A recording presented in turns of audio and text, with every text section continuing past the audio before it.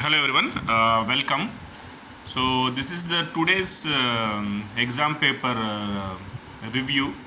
So matrices and differential calculus Usmania University paper ma today they conducted the exam and today this paper exam is done. So see the paper here what he asked in the paper.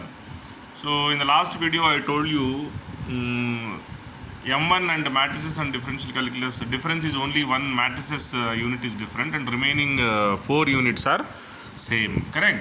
Now coming to the paper, the first bit what they asked here, he's asking properties of eigenvalues and eigenvectors. He's asking here, prove that the sum of the eigenvalues of a matrix is trace and product of the eigenvalues of a matrix A is equal to its determinant. Okay, this is the properties of eigenvalues and eigenvectors. We have this problem. So second B bit he says verify Rolle's theorem.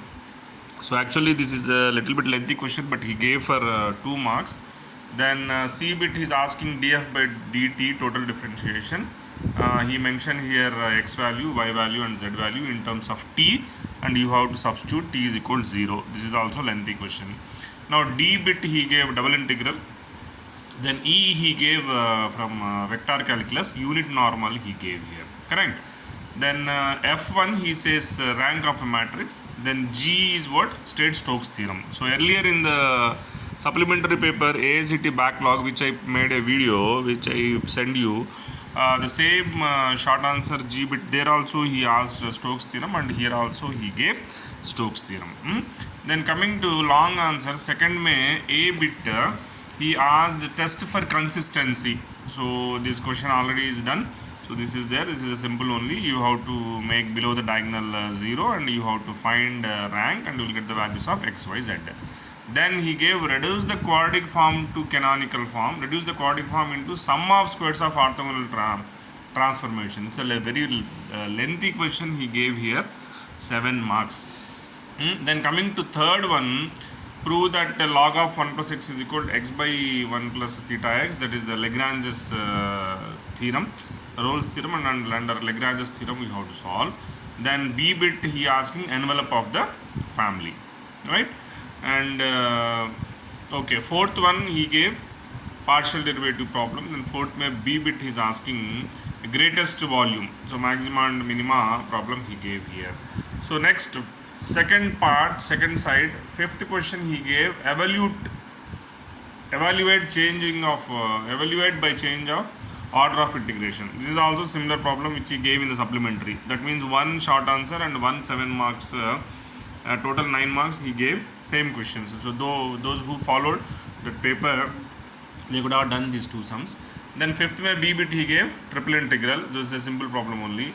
So sixth may A bit he says using Green's theorem. So similar problem. There also he asked Green's theorem problem, and here also he gave.